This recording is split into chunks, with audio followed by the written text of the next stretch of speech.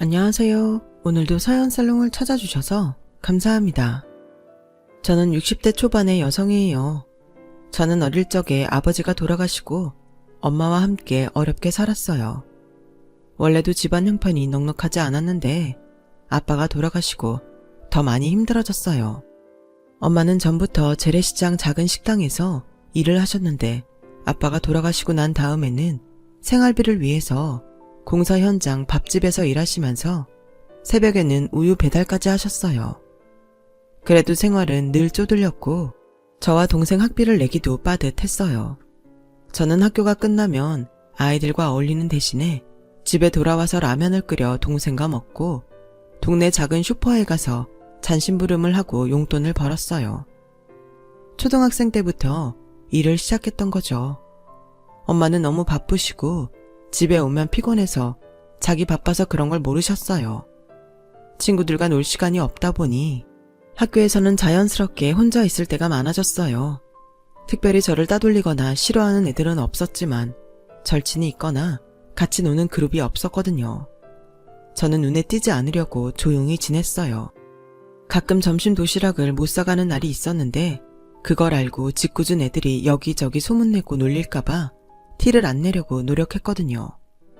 그래서 저는 도시락을 싸간 날도 아예 밖에 나가서 운동장의 한 구석에 앉아서 혼자 먹곤 했어요.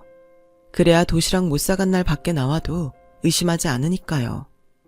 또 다른 애들의 푸짐한 도시락 반찬들을 보면 어린 마음에 주눅이 들기도 해서 혼자 먹는 걸 더 좋아한 것 같아요. 원래 내성적이고 조용한 성격이어서 그런지 집안 형편이 많이 기울어지면서 소심하게 변해갔어요. 그러다 초등학교 6학년 때 학교에서 수련회를 갔어요. 지방으로 2박 3일 가는 거라서 저는 아예 신청도 안 하고 있었는데 어디서 우리 학교 수련회 이야기를 듣고 온 엄마가 회비라며 저한테 돈을 주시더라고요. 은수 엄마가 그러는데 너 저번에 소풍도 빠지고 안 갔다며? 학교 다닐 때 그런 데 가는 거 나중에 다 추억이야. 엄마가 소풍이나 학교 행사는 보내줄 수 있으니까 너무 걱정하지 말고 꼭 갔다 와. 엄마가 미안해. 너 소풍 가는 것도 까먹고 살아서. 앞으로는 주인이가 꼭 소풍이나 수련회 얘기해. 알았지? 라며 저를 안아주셨고 저는 좋아도 말은 못하고 고개만 끄덕였어요. 이제 7살이라 유치원도 못 가고 집에서 저만 기다리는 동생이 부러운 눈으로 보는 게 마음에 걸렸거든요. 수련회에 가서 식사 시간에도 그랬어요. 자꾸 동생 얼굴이 떠올라서 밥이 잘 안 넘어갔어요. 저는 식사와 함께 나오는 간식을 먹지 않고 챙겼어요. 그 지역 특산 과일로 만든 빵이었어요. 안 그래도 다른 애들 먹는 간식도 거의 못 먹는데 동생한테 꼭 먹여보고 싶었어요. 제가 가방 안에 빵을 주섬주섬 넣는데 담임선생님이 저를 부르셨어요. 주희는 빵 안 좋아하니? 간식 나올 때마다 안 먹고 다 가방에 넣길래 물어보는 거야. 주희가 좋아하는 건 뭐야? 저는 우물쭈물하다가 동생에게 주고 싶었다고 얘기했어요. 가만히 저를 보던 선생님은 알았다며 자리로 돌아가라고 하셨어요. 수련회 후에 학교로 돌아와서 종례가 끝난 다음 선생님은 저를 따로 불렀어요. 상담실에서 잠깐만 기다릴래? 애들 다 돌아가고 나면 갈게. 선생님은 30분쯤 있다가 커다란 쇼핑백 하나를 들고 오셨어요. 이거 가져가서 동생 줘. 동생이 빵이랑 과자를 좋아하는 것 같아서 선생님이 조금 샀어. 선생님도 동생이 있거든. 그래서 주희 마음 알 것 같아. 선생님은 아이들이 볼까봐 일부러 애들이 다 가고 난 다음에 저한테 과자와 빵을 잔뜩 담은 봉투를 주신 거였어요. 제 자존심이 상하지 않게 동생 주라고 하신 거지만 수련회 내내 간식을 안 먹고 밥도 잘 못 먹던 저를 계속 지켜보고 실컷 먹으라고 사주셨던 거죠.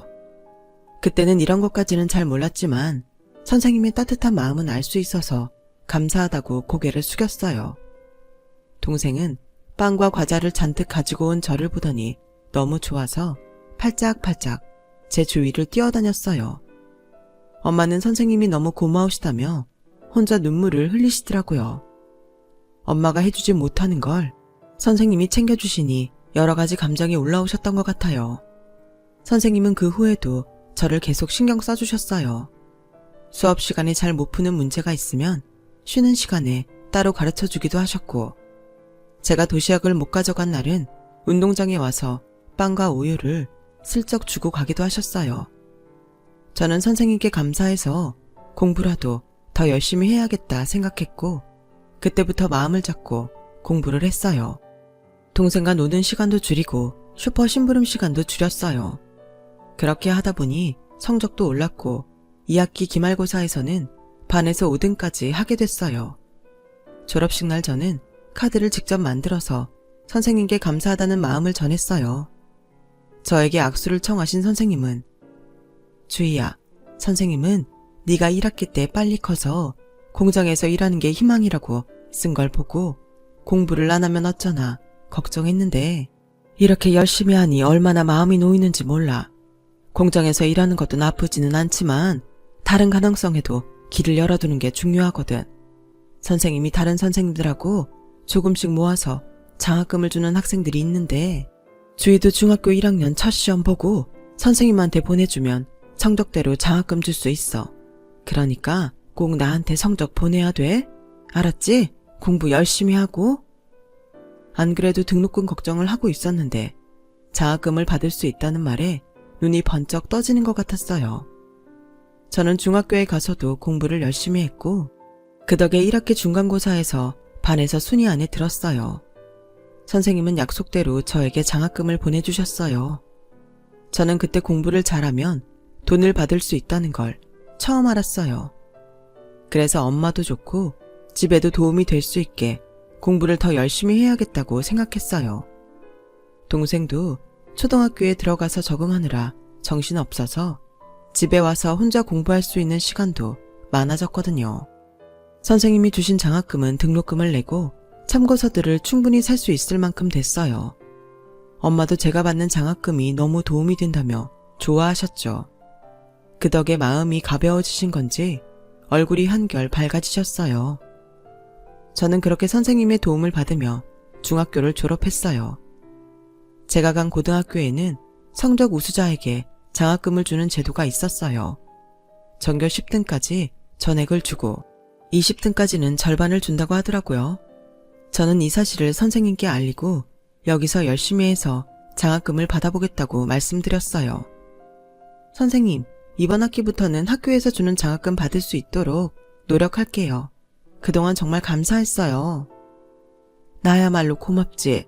내가 담임했던 학생이 3년 내내 장학금을 받아서 내가 얼마나 어깨가 으쓱했는데. 그 학교 정숙자 국어선생님이 나랑 대학 동기야. 어려운 거 있으면 그 선생님한테 말씀드려. 내가 잘 얘기해놨어. 라며 끝까지 저한테 도움을 주셨어요. 저는 그때부터 하루에 5시간만 자면서 공부를 파고들었어요. 동생은 제가 집에 와서 거의 공부만 하니까 자기랑 놀아달라고 투덜대기도 했어요. 주연아, 우리 집에 돈이 많았으면 좋겠지? 그래서 주연이 먹고 싶고 사고 싶은 거 원 없이 사는 거 소원이랬지. 그거 네가 공부 잘하면 이루어질 수 있어. 언니도 그래서 공부 열심히 하는 거야. 너도 지금부터 열심히 공부하면 네 소원 다 이룰 수 있어. 라고 달래며 설득했더니 동생도 그때부터 공부하는 태도가 아주 진지해졌어요. 저는 학원은 못 다녔지만 대신 학교에서 하는 자율학습 시간을 꽉꽉 채워가면서 공부했어요. 아침에도 다른 학생들보다 1시간씩 일찍 나가서 공부했고요.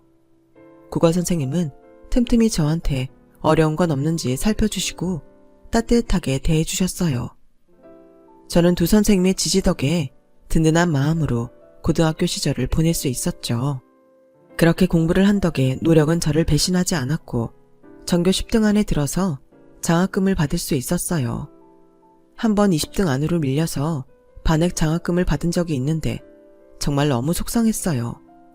무엇보다 엄마한테 짐이 된 것 같아서 마음이 무거웠죠. 엄마는 그런 제 생각을 눈치채고는 전교 20등 안에는 아무나 드는 줄 아니? 하고 싶어도 못하는 애들이 얼마나 많은데. 학원 다녀도 안 되는 애들이 수두룩해. 난 그렇게 공부 잘하는 내 딸 등록금 반이라도 내줄 수 있어서 너무 좋아. 라며 저를 격려하셨어요. 저는 엄마에게 고맙고 미안해서 더 열심히 했고 동생도 그런 저를 보며 따라하더니 전교에서 1등도 하더라고요. 초등학생 성적이라도 정말 대견하고 기특했어요. 그러다가 고3이 됐고 저는 망설이지 않고 사범대학에 가기로 했어요. 저도 초등학교 때 담임 선생님처럼 되고 싶었죠. 고3 때는 유난히 시간이 느리게 가는 것 같았어요. 힘들고 어렵다는 생각이 들 때도 참 많았어요. 그럴 때마다 엄마와 동생, 그리고 선생님을 생각하며 고비를 넘겼고 대학 입학시험을 볼 때까지 견딜 수 있었어요. 그리고 저는 당당하게 좋은 대학 사범대에 합격했어요.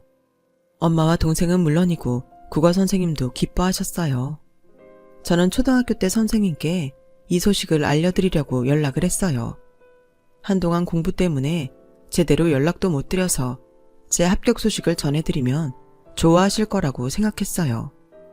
하지만 선생님 번호는 없는 번호라고 연결이 되지 않았어요.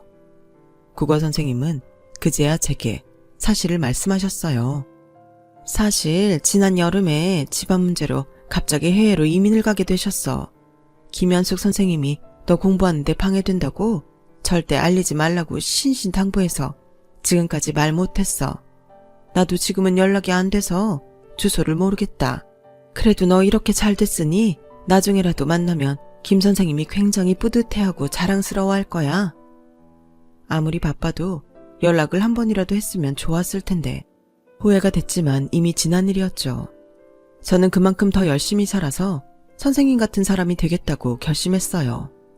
대학에 가서 저는 학생들 거회를 하며 용돈과 집안 생활비를 벌었어요. 중학생이 된 동생은 전교 1등 자리를 놓치지 않고 장학금을 계속 받더라고요. 엄마는 저희 자매가 일생의 자랑이라며 정말 기뻐하셨어요. 하지만 저희 집의 소박한 행복은 오래가지 않았어요. 엄마 건강이 나빠져서 병원에 갔더니 암이라는 진단 결과가 나왔거든요. 그동안 밤낮으로 힘든 일을 하신 엄마는 여기저기 아픈 데가 많으셨어요. 조금 아파도 병원비가 아깝다고 참기만 하던 게 쌓여서 이렇게 큰 병이 된 것 같았어요. 엄마의 병은 이미 깊어질 대로 깊어진 상태라서 병원에서도 손쓸 도리가 없다고 하더라고요. 결국 엄마는 병원에 입원하고 얼마 안 돼서 돌아가셨어요. 저와 동생은 서로를 붙잡고 펑펑 울었어요. 정말 이제 세상에 우리 보호자가 없다는 것과 엄마에 대한 그리움과 아픔에 한동안 웃음도 잃고 아무 힘도 나지 않았어요. 학교도 휴학하고 넋을 놓고 몇 달을 지냈는데 어느 날 동생이 그러더군요. 언니, 우리가 이러면 안 될 것 같아. 다시 정신 바짝 차리고 열심히 살자. 그래야 나중에 엄마를 봐도 자랑할 게 있지. 엄마도 기뻐하실 테고. 저도 그 말이 맞다고 생각은 했지만 좀처럼 기운이 나지 않았는데 오히려 동생이 저를 위로하니 이러고 있을 수만은 없다는 생각이 들었어요. 이제 동생한테는 저밖에 없는 거니까 제가 더 잘 살아야 된다고 생각했죠. 저는 마음을 다잡고 학교를 다니며 과외도 열심히 했어요. 이제부터는 제가 진짜 가장이니까 더 돈도 많이 벌어야 했어요. 과외가 줄어드는 시기에는 식당에서도 일하고 가끔 야식집에서도 일했어요. 그러면서 엄마가 얼마나 고생을 하셨는지 절실하게 느껴져 눈물이 났어요. 알바하는 시간 때문에 공부하는 시간이 줄었지만 졸업시험과 졸업 논문을 꼭 패스해야 된다고 생각하고 최대한 남은 시간을 활용해서 이를 악물고 공부했어요. 졸업시험에서는 생각보다 점수가 안 나온 것도 있었지만 전반적으로 성적이 괜찮았어요. 졸업 논문은 좋은 평가를 받았고요.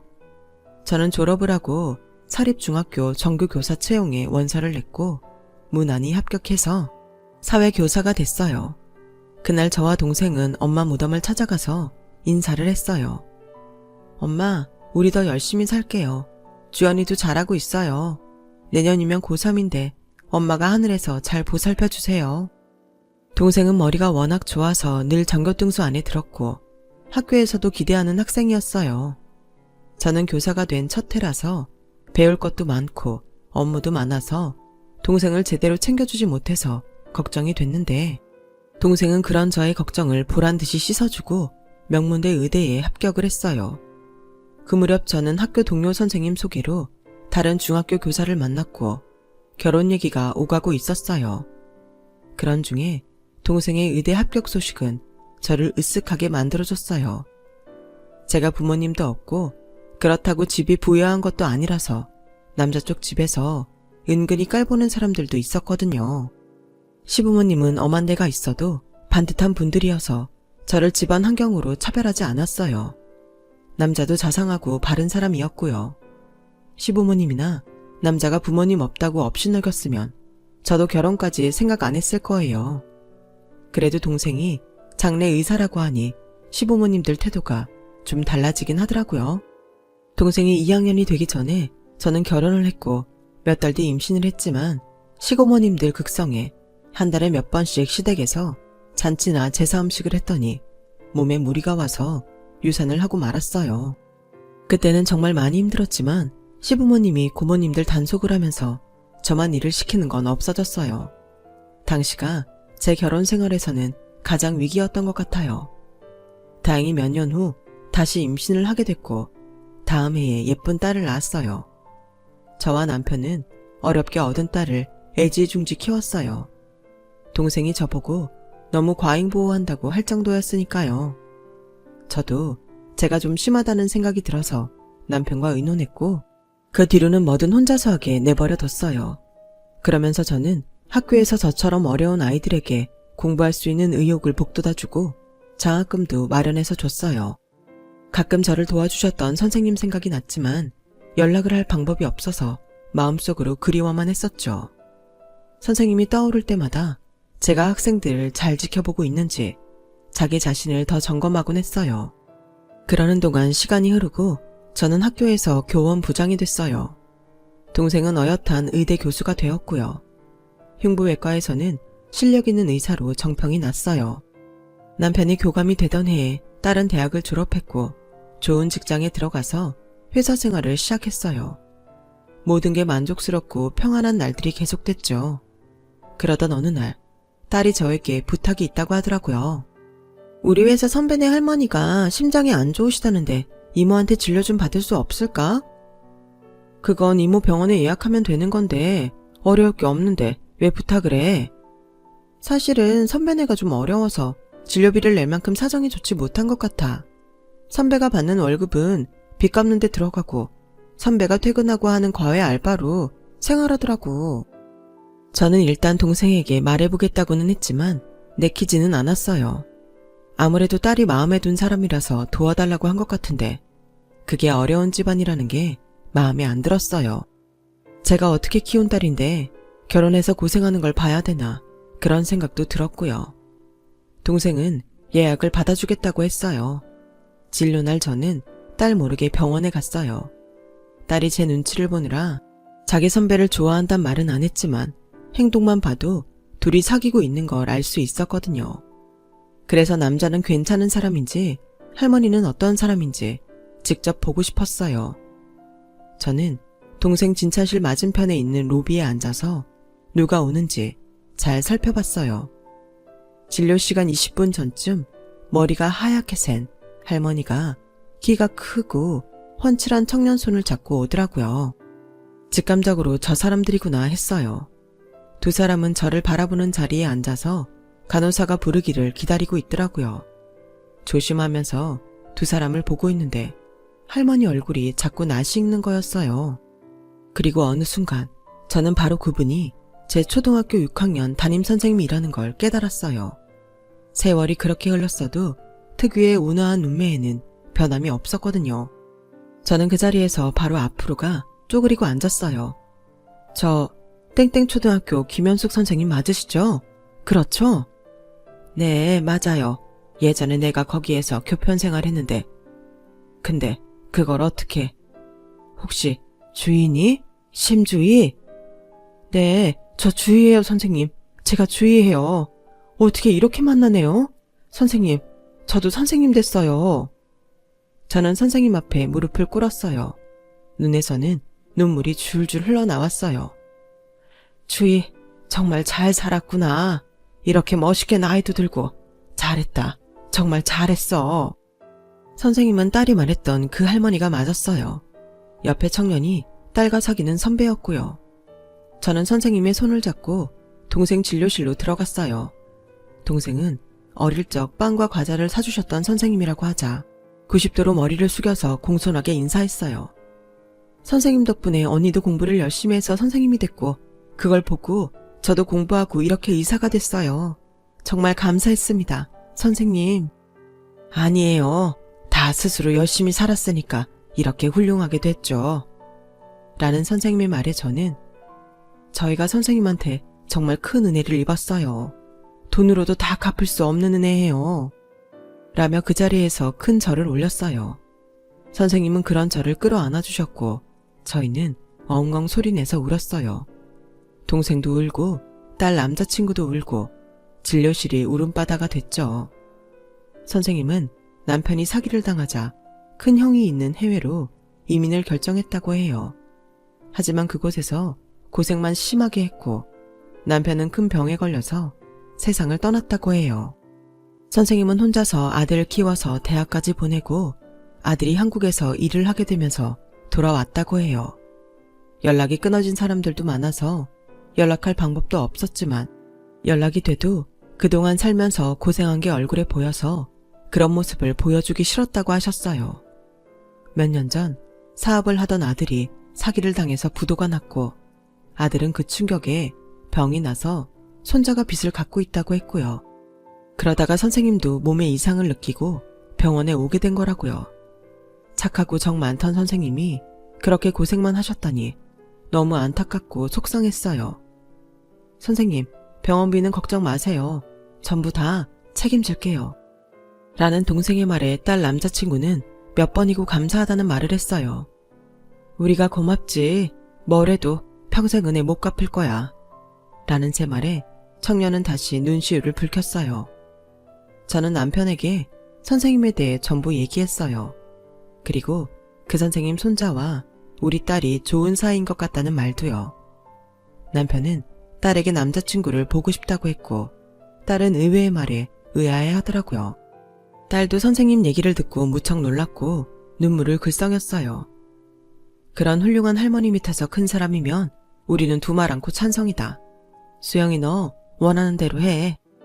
라는 제 말에 딸은 고맙다며 저를 끌어안았어요.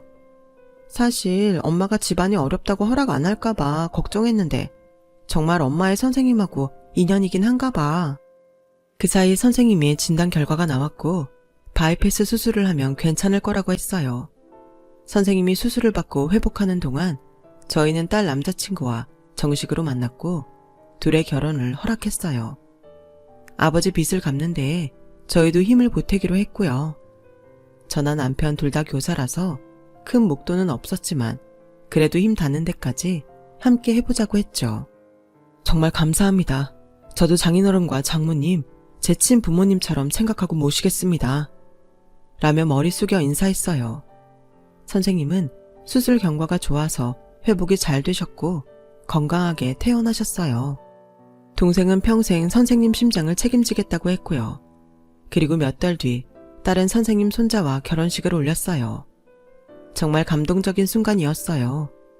선생님은 돌아가시고 없는 사부인 자리를 채우셨고 선생님 아드님도, 그러니까 저희 사돈도 많이 회복되어 혼주 자리를 지켰어요.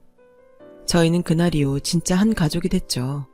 그리고 시간이 흘렀고 몇 년 전 선생님은 세상을 떠나셨어요. 모두가 지켜보는 가운데 평온한 얼굴로 돌아가셨고 저는 마지막까지 선생님 가시는 길을 지켰어요.